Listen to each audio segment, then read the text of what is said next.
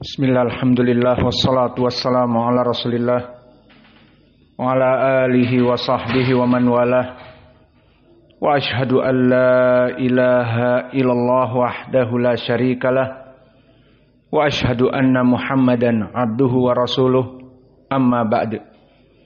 Alhamdulillah, fi hadhihi laylah yaumus sabt lailatul ahad 11 Januari 2025 bertepatan dengan 11 Rajab 1446 Hijriah. Kita lanjutkan kajian di Fakultas Ilmil Quran dari dua mata pelajaran. Pertama, pelajaran tafsir dari surat Al-Mutaffifin, yang mana pada kesempatan petang ini kita masuk kepada ayat yang ke-21. Maka Allah berfirman, A'udzu billahi minasy syaithanir rajim min hamzihi wa nafthihi wa nafthihi. Yashhaduhul muqarrabun. Maka di dalam ayat ini i'rabnya yashhaduhul muqarrabun, yashhadu fi'lun mudhari' marfu, dikarenakan tidak didahului oleh an-nawasib dan jawazim, dan fa'ilnya al-muqarrabun. Maka al-muqarrabun di sini fa'il yang mutaakhir. Dan fa'il di sini al-muqarrabun marfu'nya dengan apa? Dengan waw, karena dia jam'u mudzakkar as-salim. Maka dia jamak di sini, bukan mufrad. Maka mufradnya apa? Al-muqarrab. Maka jam'u taksirnya al-muqarrabun. Maka karena dia jam'u mudzakkar as-salim, maka di sini ada qiraah yang khusus yang membahas tentang permasalahan jamak mudzakkar as-salim, yakni qiraah dari Ya'qub Al-Basri Al-Hadrami.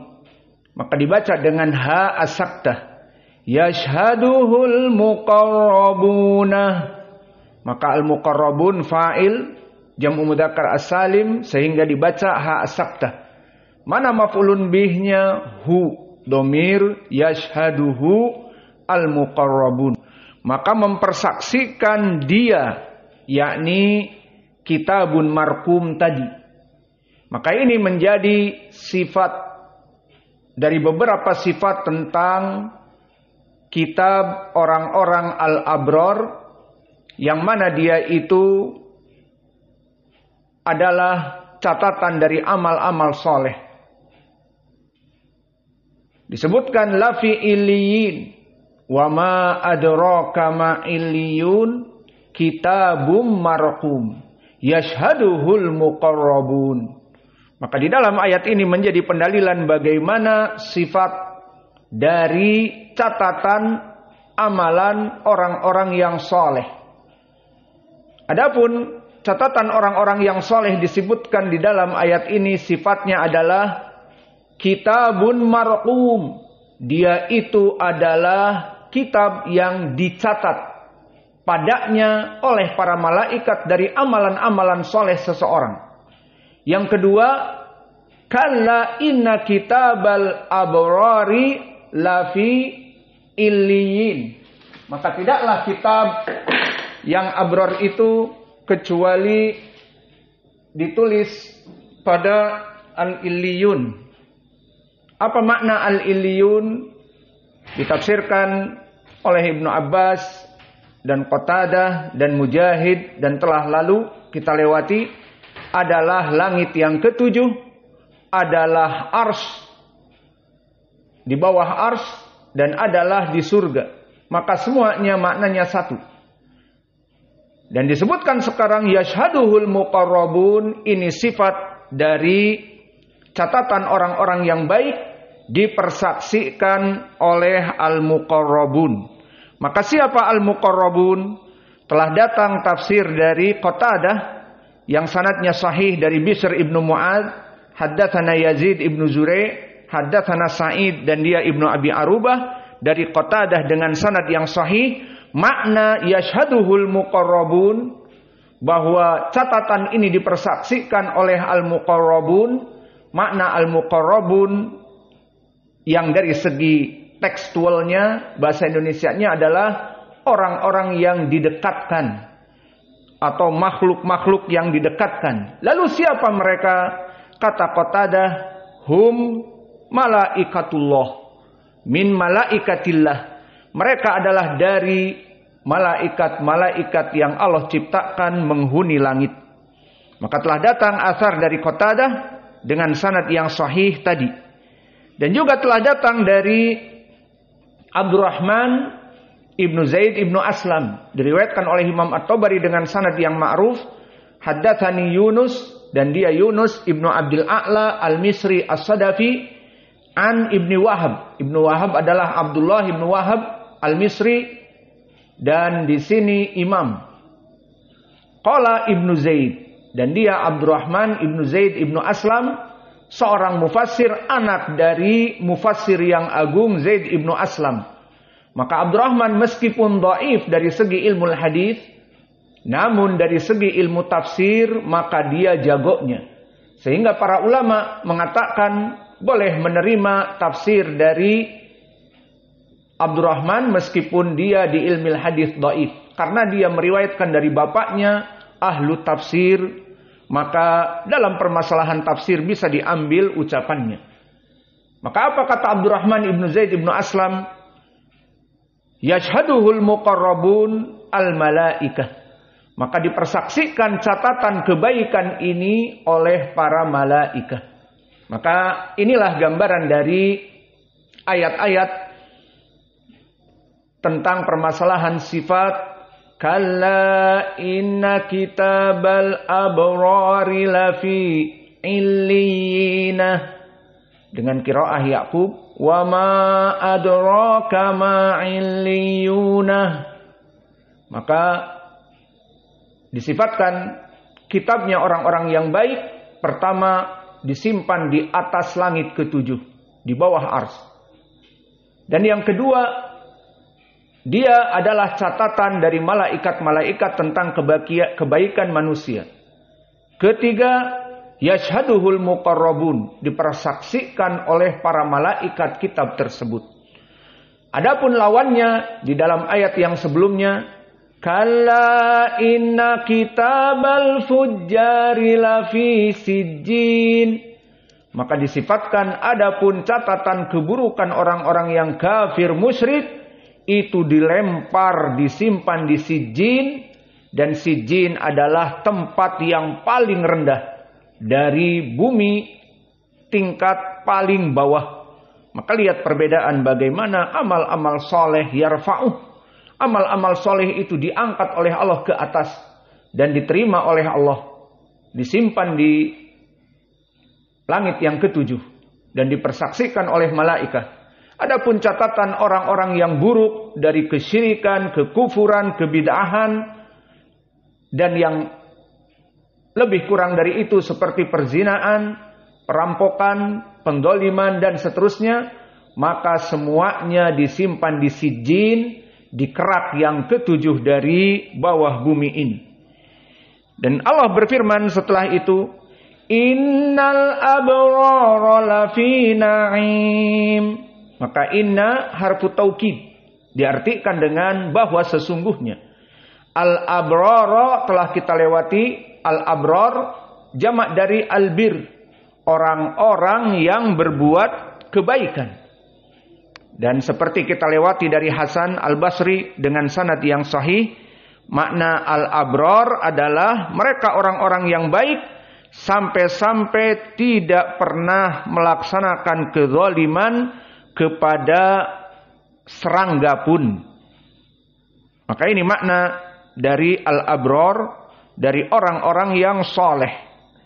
Innal abrara, maka sesungguhnya orang-orang yang soleh, seorang muslim masuk Islam kemudian beramal soleh, maka dia dinamakan al-abrar.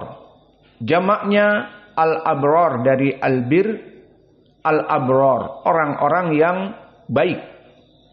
Lafi na'im, lam di sini lam muzahlaqah, yang berfungsi sebagai penguat ataupun pentaukid, sehingga diterjemahkan sama, sesungguhnya. Innal abrara, bahwa sungguhnya orang-orang yang soleh itu, lafi, sesungguhnya dia di dalam naim, di dalam kenikmatan. Lalu kenikmatan apa di sini? Dzalika na'imuhum fil jinan. Maka tidaklah kenikmatan yang Allah berikan kepada orang-orang yang baik itu di dalam surga. Maka yang diinginkan kenikmatan di sini tidak hanya sekedar kenikmatan di dunia ataupun di hari akhirah yang diluaskan lapangan kuburnya dan diberikan nikmat kubur, bukan hanya itu. Tetapi naim yang diinginkan di sini ay fil jinan, di dalam surga. Maka berapa dari ayat Allah menjelaskan makna naim adalah surga. Di antaranya di dalam surat Taubah Allah berfirman, yubashiruhum rabbuhum birahmatim minhu waridwan wa jannatin lahum fiha naimun muqim. Maka Allah memberikan kabar gembira kepada mereka orang-orang yang saleh, birahmatim minhu waridwanin wa jannatin. Maka Allah menjanjikan dengan kabar gembira kepada orang-orang yang soleh itu dengan rahmatnya, dengan keridhoannya, dan jannatin lahum, dan surga bagi mereka, fiha naimun muqimun, yang ada di dalamnya mereka dalam keadaan kenikmatan dan mereka kekal di dalamnya. Maka apa makna naim di sini? Surga. Dan juga Allah berfirman di dalam surat Al-Ma'arij, ayat ma'u kullam ri'im minhum ayadkhula jannata na'im. Maka disebutkan setiap dari kalian itu akan masuk kepada surga jannata na'imin. Maka makna dari naim di dalam ayat ini, innal abrara lafi naimin, bahwa sungguhnya orang-orang yang al-abrar, yang soleh itu dalam keadaan di dalam kenikmatan, yakni di dalam surga, sesuai tafsir Al-Quran, ditafsirkan dengan Al-Quran. Maka ini di dalam kaidah usul at-tafsir, dari kaidah usul at-tafsir catat bahwa Al-Quran ditafsirkan dengan Al-Quran itu sendiri. Mana contohnya ini? Di mana di dalam ayat ini disebutkan innal abrara lafi na'im. Sesungguhnya orang-orang yang baik dan soleh itu di dalam kenikmatan. Kenikmatan apa? Apakah kenikmatan di kuburnya? Atau kenikmatan di dunia dulu? Tidak. Tetapi kenikmatan di surga karena ditafsirkan oleh Allah dengan ayat-ayat yang lain tadi. Ayat ma'u kullam ri'im minhum an yadkhula jannata na'im. Maka yang diinginkan naim adalah al-jannah. Dan juga Allah berfirman, yubashiruhum rabbuhum birahmatim minhu waridwanin wa jannatin lahum fiha na'imum muqim. Maka bagi mereka orang-orang yang soleh itu diberikan kabar gembira oleh Allah, diberikan rahmah dan keridhaan dan surga, mereka menikmati di dalamnya. Maka kaidah di dalam ilmu tafsir, dari usul di tafsir, ditafsirkan Al-Quran dengan Al-Quran. Siapa yang bisa memberikan contoh yang lain? Al-Quran ditafsirkan dengan Al-Quran. Tentang permasalahan ucapan Allah al-yaqin, orang-orang gulatus sufiyah mengatakan Al-Quran, ilmu itu dibagi dua. Ini ucapan sesat ya. Ilmu itu dibagi dua. Ilmu zahir seperti kita sekarang. Ngafalin Quran capek, ngafalin hadis capek, duduk terus di majelis ilmu capek. Terus menulis faidah dari gurunya dan gurunya pun terus memberikan ilmu. Ini tingkatan rendah kata mereka. Ilmu yang zahir. Dan di sana kata mereka ilmu yang tertinggi kata kelompok gulatus sufiyah, orang-orang sufi yang ekstrim, mereka adalah mempunyai ilmu yaqin. Lalu bagaimana kalau kita tanya kepada mereka, bagaimana kita ingin mendapatkan ilmul yaqin, kata mereka. Oh, itu nggak gampang. Nggak gampang gimana? Pertama, kamu harus menuntut ilmu kepada wali. Jadi, maaf, aku nih udah hafal Quran, udah hafal hadis, udah belajar dengan para ulama dan sudah menulis kitab misalnya. Dan juga muridnya masyayikh, bukan wali. Oh, bukan. Wali itu bisa jadi orang gendeng, jadi wali. Orang gila, jadi wali. Wali itu tidak dibatasi dengan ilmu. Bisa jadi orang gila dikatakan wali. Lalu bagaimana kriteria jadi wali? Di sinilah. Wali tidaklah belajar kecuali dengan wali lagi. Maka jika kalian ingin menjadi wali, ya jangan belajar di Ponpes Mukbil Al-Wadi'i. Kalau kata mereka orang-orang sufi. Harus belajar kepada wali lagi. Yang dia kebanyakan sudah mencapai tingkat yakin. Yang sudah tidak sholat lagi. Yang sudah tidak puasa lagi. Yang melaksanakan peribadatan yang aneh. Sesuai dari perintah gurunya. Yang sebagai wali. Maka inilah yang diinginkan sekarang, hakikat ilmil yaqin. Lalu bagaimana gambarannya orang yang mencapai ilmu yaqin? Tidak seperti kita sekarang masih sholat berjamaah. Masih membayar zakat yang wajib atau zakatul fitr, masih harus sholat Jumat ke masjid. Adapun mereka yang mencapai hakul yaqin tidak butuh lagi ibadah. Bingung kan? Jadi ibadah tidak butuh, tidak. Makanya kamu nuntut ilmu yang yakin. Sekarang umur kamu 40, 30, dapat ilmu yaqin, 20 tahun kamu bebas berkehendak karena kamu wali-wali Allah. Bingung kan? Apa dalilnya? Ini nih ayatnya. Catat di akhir surat Al-Hijr kata mereka.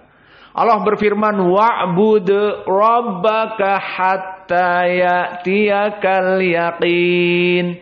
Maknanya kata mereka, ibadahlah terus kepada Allah sampai datang al-yaqin. Ditafsirkan oleh mereka, makna al-yaqin adalah hakul yaqin tadi. Jadi jika kalian belajar dengan syekh ataupun wali, majdub dan seterusnya, diberikan thariqah khusus. Apa ini thariqahnya? Berbeda dengan sunnah. Disuruh membaca la ilaha illallah dalam malam Jumat, Kliwon, mulai dari ba'dal isya sampai al-fajr 1000 kali. La illallah. Dia duduk di rumahnya. Maka sampai menjelang fajar dia tamatkan 1000. Maka jika sukses, kamu nanti akan ada amalan lain lagi. Baca surat Yasin sekian ratus kali. Sukses. Nanti baca ini, baca itu. Setelah itu nanti di puncak-puncaknya kapan kamu menjadi wali? Setelah banyak mengamalkan kebid'ahan dan syaitan nanti akan berbentuk cahaya mendatangi dia di waktu dia melaksanakan kebid'ahan tadi. Membaca ayat kursi atau membaca yang lainnya dari hitungan-hitungan tertentu, maka nanti akan datang cahaya dan mengatakan ana rabbukumul a'la. Aku adalah Rabb kamu yang paling mulia, paling tinggi. Cukup, kafa. Cukup. Engkau telah mencapai tingkat yakin. Maka dari sini dia sudah mencapai tingkat yakin. Maka konsekuensinya kalau sudah mencapai tingkat yakin, maka dia bisa berbuat apa saja. Karena tadi konteks ayat, wa'bud, ibadahlah kamu sampai mencapai ilmu yakin. Jadi kalau sudah mencapai ilmu yakin seperti para wali, maka kamu bebas berkehendak. Mau sholat, tidak sholat, kamu tetap wali. Karena tadi ayat, kamu mencapai ilmu yakin tidak butuh lagi beribadah. Ibadahlah sampai mencapai ilmu yakin. Ini kesesatan kelompok Gulatus Sufiyah. Maka antum jika melihat bagaimana pondok-pondok mereka yang ke arah seperti ini, thariqah dan menyanjung-nyanjung walinya itu sampai bekas minuman walinya yang sengaja disisakan, maka berebut diminum, diusapkan ke wajah, diusapkan ke kepala agar tokcer ilmunya seperti gurunya, dan seterusnya. Maka setiap gurunya keluar untuk sholat, maka diciumi sampai kepada tempat sholat. Karena seperti itulah kultus individu bagi mereka orang-orang yang sudah mencapai tingkat yakin. Maka di sini bagi mereka ibadah sudah tidak lagi wajib. Salat tidak wajib, puasa Ramadan tidak wajib. Dan bahkan jika mereka melaksanakan perkara yang haram pun sudah tidak lagi haram. Ini pemikiran mereka yang kufur. Maka Imam Ibnu Katsir di saat mentafsirkan ayat ini, maka mereka al-mulahidah, orang-orang sufi yang sudah mencapai kekufuran, mereka menganggap bahwa orang yang mencapai hakul yakin telah terbebas dari jeratan ibadah. Maka ini jelas perkara yang salah dari berbagai segi. Segi yang pertama kembali kepada tafsir mereka. Disinilah kenapa tadi kami menyebutkan tafsir Al-Quran dengan Al-Quran. Mana contohnya? Tadi tentang Naim di Al-Quran, di surat Al-Ma'arij, di surat Taubah disebutkan Naim adalah surga.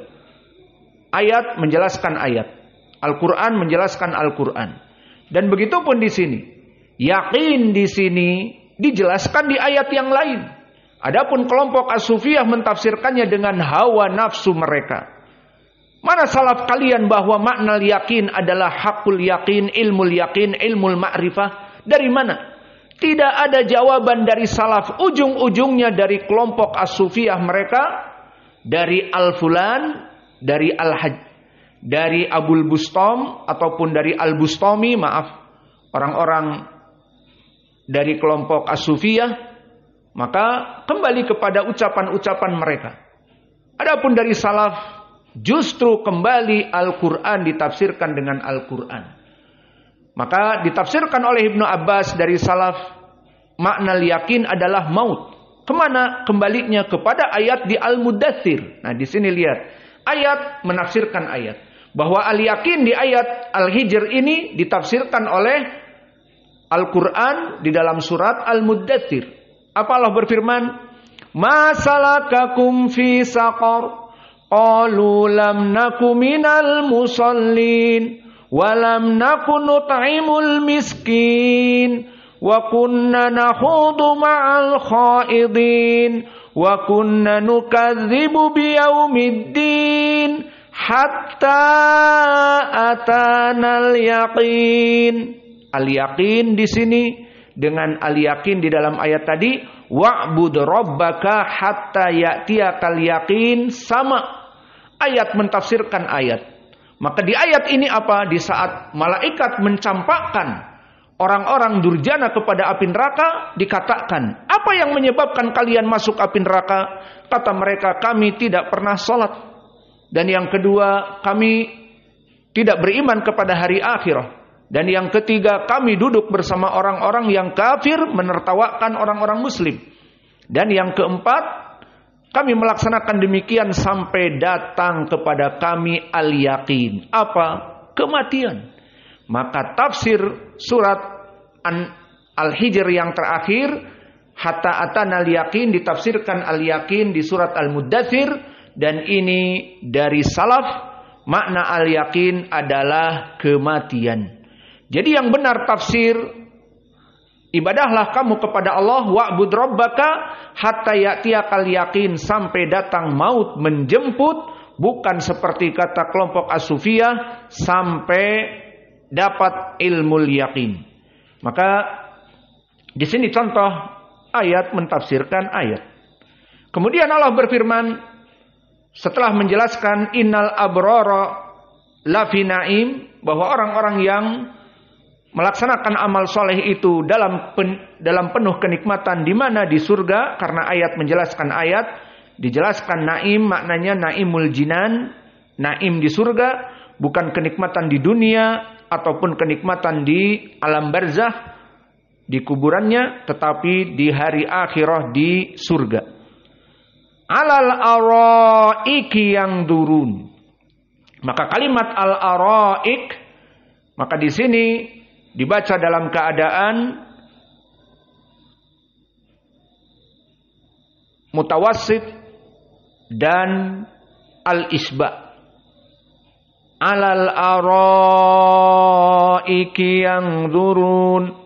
Maka yang membaca al-isba qiraah dari dua, siapa saja? Qiraah Hamzah dan Wars an-Nafi'.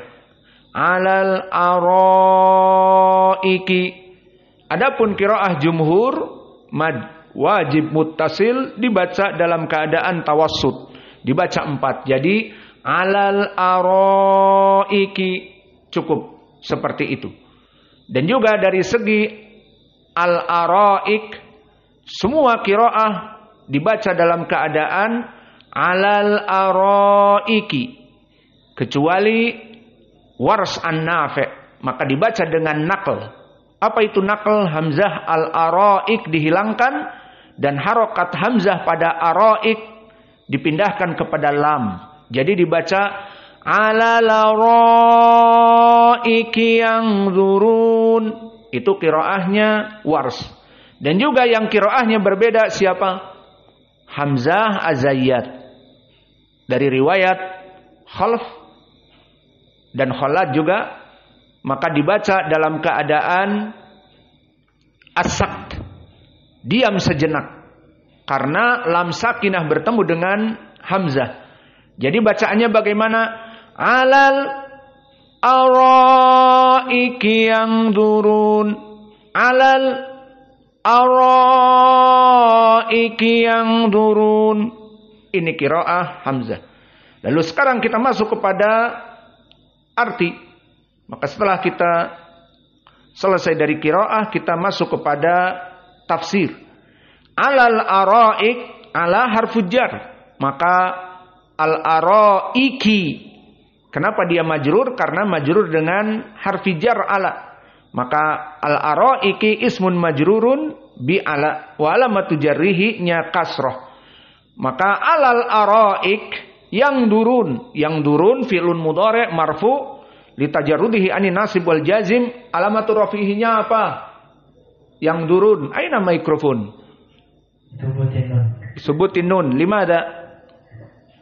Li'annahu karena dia dari amsilatul khamsah. Ahsantum.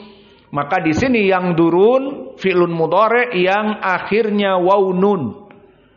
Alamatul rafihinya berarti dengan subutin nun, karena dia min amsilatil khamsah ala wazn yaf'alun, yang zurun, maka dengan subutin nun alamatur raf'ihinya. Lalu terjemahnya bagaimana? Alal araiki yang zurun. Maka ini semuanya menunjukkan sifat dari kenikmatan orang-orang yang dulu bertakwa kepada Allah di dunia. Alal araiki, di atas araik, dipan-dipan bertelekan. Yang durun, mereka melihat. Maka alal araiki, apa makna al araik? Apa makna dipan-dipan di sini? Maka telah datang tafsir dari Mujahid dengan jalan yang sahih. Dari Waraqah Ibnu Umar jami'an, dari Ibni Abi Najih, dari Mujahid. Ibnu Abi Najih adalah Abdullah Ibnu Abi Najih. Dan dia rawi yang thiqah. Jika dikatakan katanya dia tidak pernah mendengar tafsir dari Mujahid, maka telah disebutkan oleh para ulama seperti Imam Ibnu Hibban di kitab As-Siqat dan yang lainnya menukilkan bahwa Ibnu Abi Najih meskipun tidak mendengar tafsir dari Mujahid, namun dia mengambil ilmu dari seseorang, diambil dari kitabnya siapa? Uktub hada. Tulis ini, Qasim Ibnu Abi Bazah. Qasim Ibnu Abi Bazah. Maka dialah perantara antara Ibnu Abi Najih dengan Mujahid. Siapa tadi? Qasim ibnu Abi Bazah. Dan Qasim mahalu thiqah. Maka oleh sebab itu, periwayatan seseorang dari gurunya tidak mendengar secara langsung, maka dari mana sumbernya? Dari kitab orang yang thiqah, maka dia bisa dikatakan dia mendengar dari gurunya. Contoh permasalahan ini banyak. Misalnya seseorang yang datang ke Dammaj di era tahun 2000-an. Dan ini banyak. Maka mereka mendapati Syekh kami Mukbil dalam keadaan sakit. Maka Syekh tidak mengajar. Bahkan keluar dari Dammaj. Maka mereka orang-orang ini datang tidak belajar dengan Syekh Mukbil. Lalu mereka belajar kepada Yahya Al-Hajuri. Lalu bagaimana di antara mereka sanadnya terputus kepada Syekh Mukbil? Jelas. Namun misalnya dari mereka ada yang mengambil kitab khusus dari Syekh Mukbil yang diberikan kepada murid-muridnya yang terkemuka misalnya. Maka orang yang datang tahun 2000-an ini mengambil kitab khusus dari beberapa kitab Syekh Mukbil, maka dia periwayatannya kepada Syekh Mukbil bersambung dengan catatan orang-orang yang memberikan kepada dia catatan dalam keadaan rawi yang thiqah. Seperti itu keadaannya. Maka di sini Ibnu Abi Najih dikatakan tidak mendengar dari Mujahid, tidak terputus sanadnya karena dia meriwayatkan dari Qasim ibnu Abi Bazah dan Qasim rawi yang thiqah. Mada qala Mujahid? Mada? Apa yang dikatakan oleh Mujahid dari alal araik, di atas dipan-dipan itu mereka melihat minal lu'lu'i wal yaqut, dari dipan-dipan yang bukan terbuat dari bambu seperti di Indonesia atau dari kayu, tetapi minal lu'lu' wal yaqut, dari perhiasan-perhiasan yang sangat mewah. Maka ini dari tafsir salaf dengan sanad yang sahih, alal araiki yang durun. Dan juga dari tafsir para ulama seperti Syekhul Islam Ibnu Taimiyah dan yang lainnya beristidlal dengan ayat ini, menetapkan bahwa di surga orang-orang yang muslim melihat wajah Allah. Mana dalilnya? Di sini yang durun, bahwa mereka melihat wajah Allah. Sesuai dengan ucapan ayat Allah di dalam surat yang lain, wujuhu yawma idzin nadhirah ila rabbiha nadhirah. Wujuhu yawma idzin nadhirah. Wajah-wajah mereka sangat bahagia, sangat sumringah. Ila rabbiha nadhiratun. Di saat mereka melihat kepada Allah di dalam surga. Maka ayat ini pun disebutkan oleh Ibnu Taimiyah rahimahullah, seperti nanti kita akan melewatinya di kitab karya dia apa? Al-Aqidah Al-Wasithiyah. Akan disebutkan nanti di permasalahan melihat Allah, di antaranya beristidlal penulis ataupun Syekhul Islam Ibnu Taimiyah alal araiki yang durun, bahwa mereka melihat Allah di saat mereka bertelakan dari yakut wal lu'lu. Maka ini dari ayat ke-23 dari tafsirnya. Maka di ayat yang ke-24 Allah berfirman, ta'rifu fi wujuhihim nadratan na'im. Maka di dalam ayat ini dibaca dalam keadaan fathah ta dan nadrata dengan fathah ta al-marbutah. Dan ini qiraah Hafs an Asim. Adapun di sana qiraah yang lain seperti Ya'qub Al-Hadrami dan yang lainnya dibaca tu'rafu fi wujuhihim nadratun na'im. Maka begitu jadinya, maka i'rab ini mempunyai dua jalan keluar. Yang membaca dengan fathah ta'rifu, maka di sini i'rabnya dia fi'lun mudhari' mabni lil ma'lum marfu. Ta'rifu. Adapun nadratan na'im, maka nadrata adalah maf'ulun bih. Nadrata maf'ulun bih mansub wa alamatu nasbihi al-fathah wa huwa mudhaf dan na'im mudhafun ilaih. Ta'rifu fi wujuhihim nadrata an-na'im. Maka di sini ta'rifu fi'lun mudhari' dan fa'ilnya dhamir mustatir wujuban takdiruhu anta. Kamu wajahnya dalam keadaan berbahagia terlihat dari wajah-wajahnya. Adapun yang i'rabnya tu'rafu fi wujuhihim nadratu dengan dhammah, maka tu'rafu i'rabnya fi'lun mudhari' mabni lil majhul. Mana fa'ilnya tidak ada. Kalau tadi ta'rifu fa'ilnya wujuban takdiruhu anta. Kamu wajah kamu sangat bahagia terlihat dari wajahmu. Namun di sini tu'rafu diketahui, maka fa'ilnya tidak ada. Lalu nadratu naibul fa'il. Maka ini beda dari i'rabnya. Tu'rafu fi'lun mudhari' mabni lil majhul. Nadratu adalah naibul fa'il yang marfu. Maka ini jalan keluar dari perbedaan i'rab ini.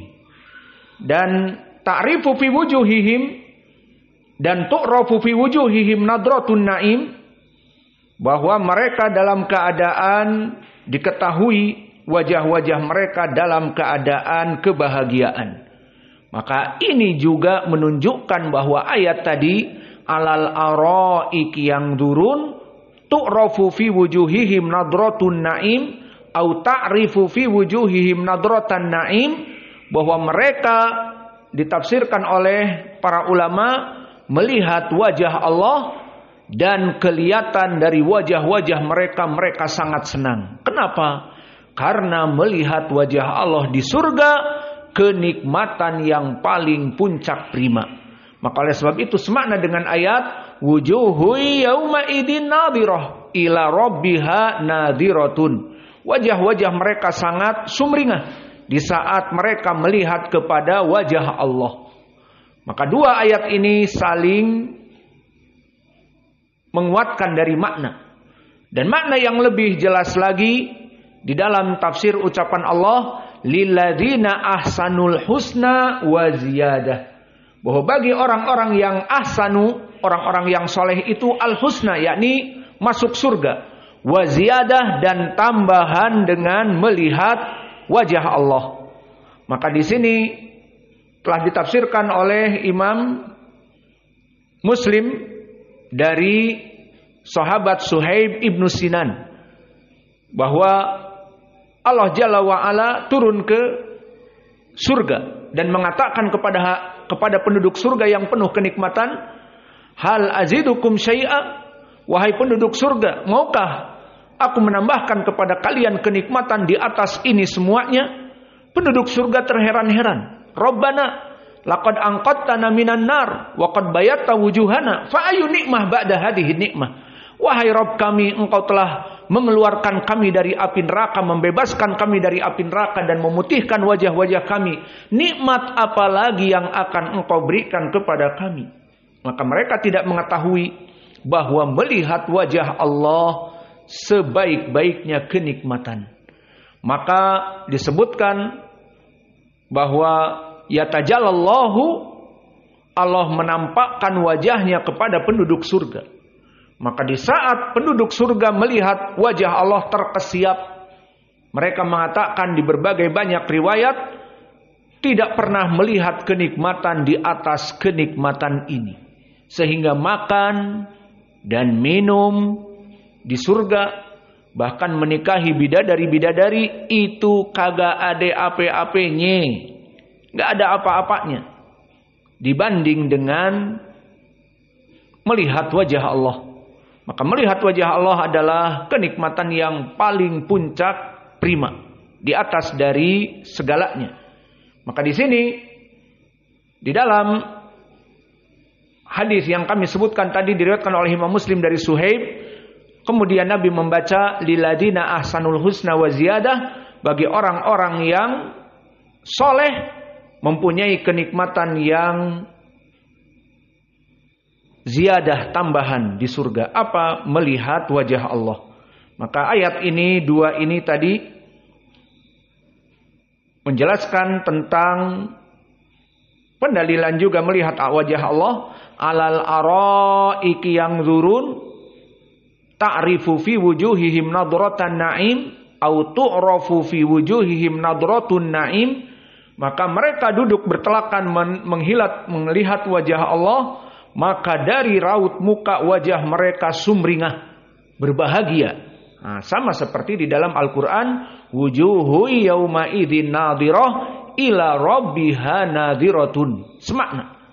Maka ini menjadi pendalilan dua ayat ini, kita akan melihat wajah Allah di surga.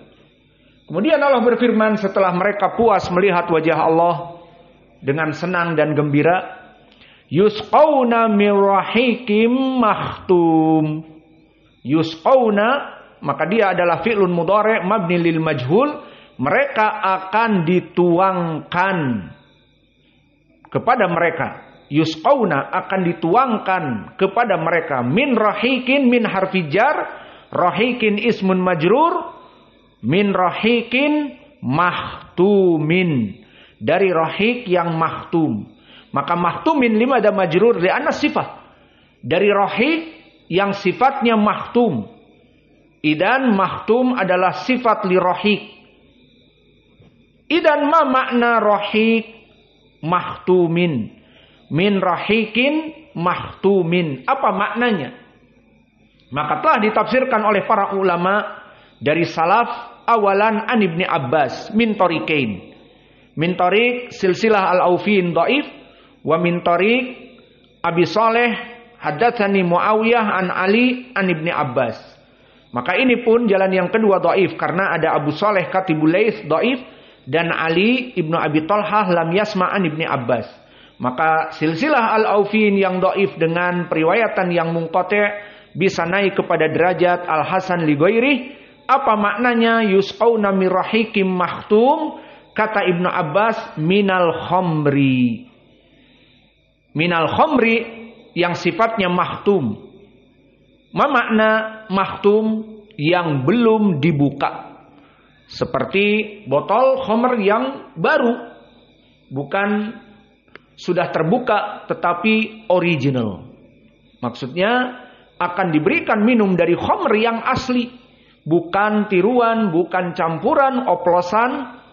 Yang kalau diminum akan di surga membuat kenikmatan. Bukan seperti khamr yang ada di dunia. Membuat fly, mabuk, kemudian tidak boleh sholat. Tetapi di surga dihalalkan. Maka ini tafsir yang datang dari dua jalan dari Ibnu Abbas. Bisa naik kepada derajat Hasan.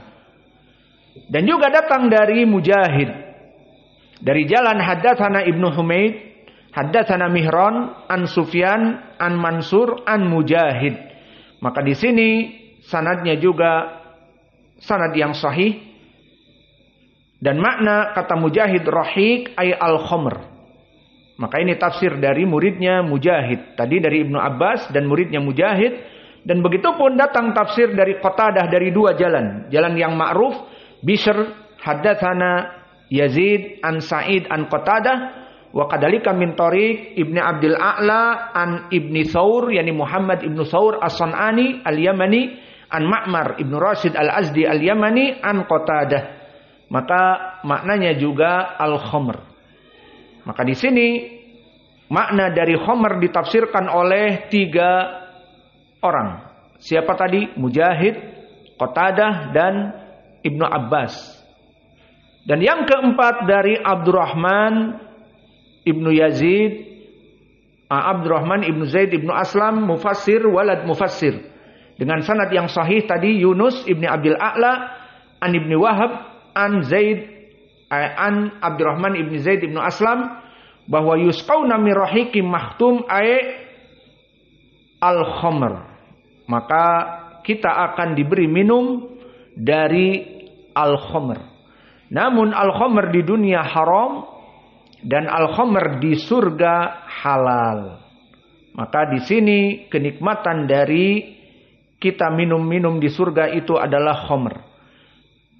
maka di dunia haram hukumnya. Lalu Allah berfirman, khitamuhu misk. Maka qiraah khitamuhu misk adalah qiraah jumhur. Yang tidak ada perbedaan kecuali satu. Siapa? Qiraah siapa yang berbeda di ayat ini? Mada qala Al-Kisai, dibaca bagaimana? Khatamuhu misk. Baik. Di dalam qiraah Al-Kisai dibaca dalam keadaan mansub, bukan khotamahu mansub. Maka dibaca khotamahu misk. Maka di sini ada dua qiraah. Qiraah yang pertama seperti qiraah jumhur, khitamuhu misk, dan qiraah Al-Kisai khotamahu misk. Maka maknanya tidak berbeda, namun qiraahnya berbeda, khitamuhu dan khotamahu. Lalu apa makna khitamuhu au khotamahu? Maka i'rabnya khitamuhu adalah dia mubtada, khitamuhu misk. Maka khotamahu au khitamuhu bagi yang dibaca oleh qiraah jumhur, khitamuhu mubtada marfu bi dhammah, wal ha dhamir muttasil fi mahalli jar mudhafun ilaih. Khitamuhu miskun, maka mis di sini marfu karena dia khobar.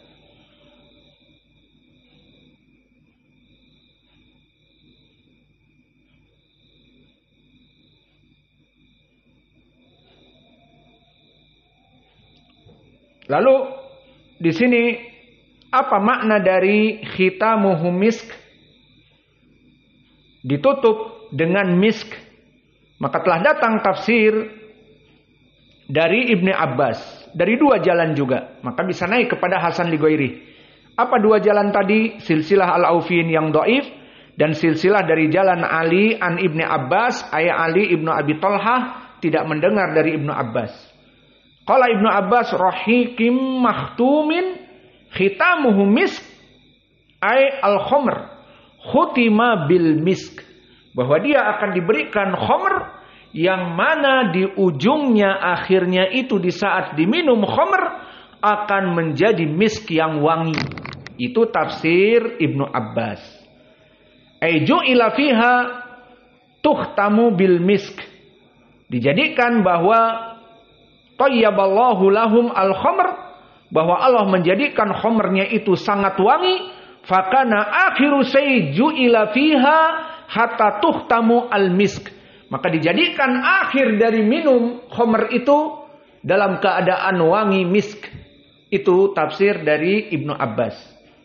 Dan juga tafsir dari tabi'i dari Qatadah dari jalan Bishr Ibnu Mu'ad an Yazid Ibnu Zurai an Sa'id Ibnu Abi Arubah an Qatadah khitamuhu misk qala akibatuhu miskun, maka akibatuhu akhirnya adalah wangi misk, ayatuhtamu bil misk.